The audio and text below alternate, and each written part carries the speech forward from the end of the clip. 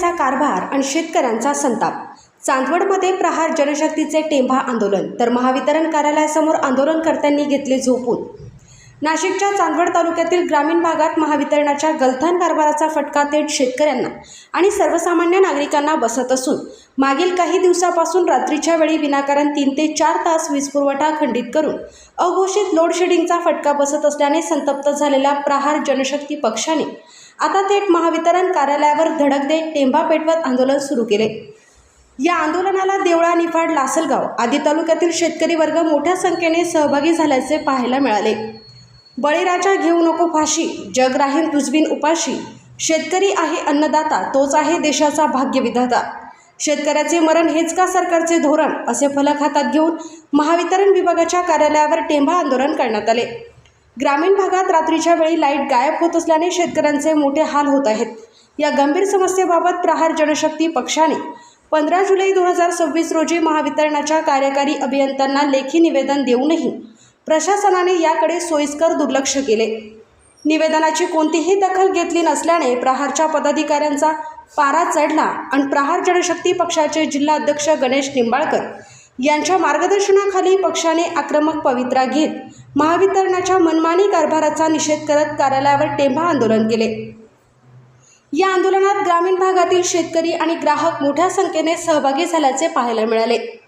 आंदोलनाचा पवित्रा लक्षात घेता खबरदारीचा उपाय म्हणून महावितरण कार्यालयाबाहेर पोलिसांचा मोठा फौजफाटा तैनात करण्यात आला होता। तसेच अनुचित प्रकार टाळण्यासाठी अग्निशमन दलालाही पाचारण करण्यात आले होते।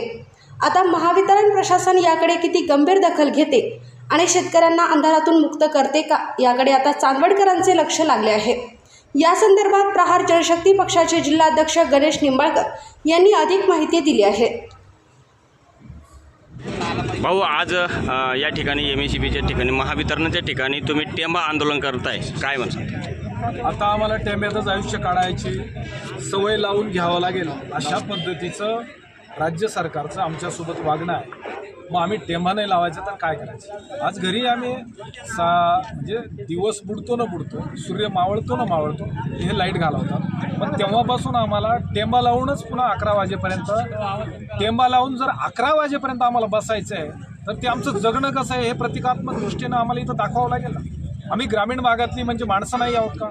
कोणीही आमच्यावरच काय करायचे ते प्रयोग करायचे, प्रयोगाच्या माध्यमातून अन्याय करायचा, तो अन्याय आम्ही सहन करणार नाही। सबंध महाराष्ट्र ग्रामीण हा अंधारात आहे आणि तुम्ही सगळे लोक AC मध्ये बसून हे प्रकाशाचं सुख उपभोगताय। आम्ही असा काय गुन्हा केला? आम्ही हा गुन्हा केलेला आहे का? गुन्हेगार आहोत का?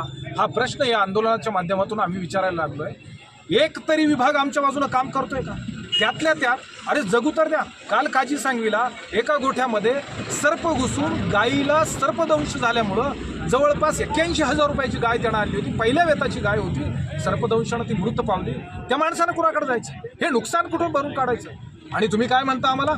अत्यावश्यक सेवा, वीज पुरवठा अत्यावश्यक सेवेत मोडतो म्हणे। आमचं मरण होत आहे आणि तुम्ही त्याला अत्यावश्यक सेवा म्हणता।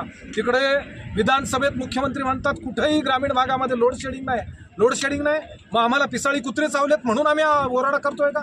असं आम्ही सहन करणार नाही। दिवसासुद्धा लाईट व्यवस्थित नाही। सौरचे प्रकल्प आमच्या जमिनीवर उभे केले, त्या सौरच्या प्रकल्पाची वीज कुठे जाते त्याची सुद्धा आम्हाला त्या ठिकाणी ताळेबंद आम्हाला विचारण्याचा ती वेळ तुम्ही आणलेली आहे। कुठं जाते ती वीज? दिवसाही आम्हाला व्यवस्थित वीज नाही, रात्री नाही। मग नेमके आमचं जगणं तुमच्या विजेच्या पुरवठ्याच्या याच्यात आहे का? आधीच कमी क्षमतेने आम्हाला वीज पुरवठा होतो, आमच्या मोटारी जाळतात, आमचे अपघात होतात। आमच्या ग्रामीण भागामध्ये कुठल्याही सोयीसुविधा तुम्ही देत नाही, देतात ती कमी क्षमतेची वीज आणि आता डायरेक्ट खंडित का? आम्ही बोलत नाही म्हणून, आम्ही सहन करतो म्हणून। पण आता बोलणं आणि सहन करणं आमच्या आवाक्याच्या बाहेर गेले। हे आंदोलन भूतोण भविष्यात होणार। तुम्ही मागे पब्लिक बघा, अजून यायची बाकी आहे, येणार आणि भूतोण भविष्यात होणार। इथं मिटवलं तर ठीक, नाही तर आम्ही तिकडे पेटवायला जाऊ, नाशिकला जाऊ, मुंबईला जाऊ। आणि आता यांनी काय म्हणे गेट लावलंय, आमच्यासाठी गेट नाही आहे का? आम्हाला तुम्ही मध्ये येऊ देणार नाही का? काय आहे ते आम्ही तिथं जाऊनच बघू। आता आपल्या जिल्ह्यातील व तालुक्यातील बातम्या व जाहिराती तात्काळ बघण्यासाठी आजच DJ महाराष्ट्र न्यूज चांदवड या चॅनलला सबस्क्राईब करा व लाईक करा। तसेच प्रत्येक ठिकाणी अनुभवी प्रतिनिधी नेमणे आहे। कार्यालय पत्ता चांदवड कृषी उत्पन्न समिती gate number 2, Sangle complex, Nashik highway, Chandwad. मुख्य संपादक देवीदास जाधव। संपर्क 982249 9940 आणि 89 83 15 04 60.